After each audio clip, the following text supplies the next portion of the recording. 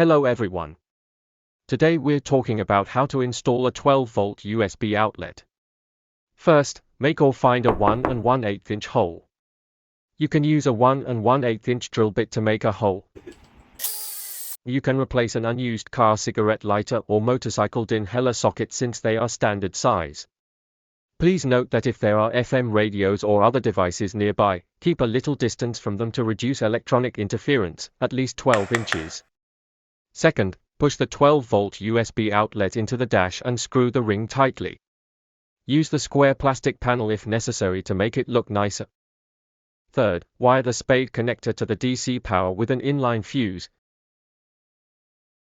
The fuse should be a 10 ampere fuse.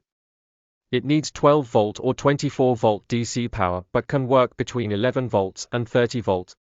By the way, the 12-volt USB outlet defaults to ON.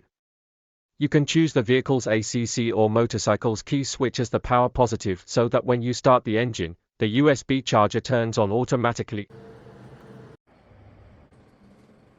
Fourth, mount the dash back and you're done. One question: we know that when we need to diagnose the battery's voltage, we should not charge it at the same time.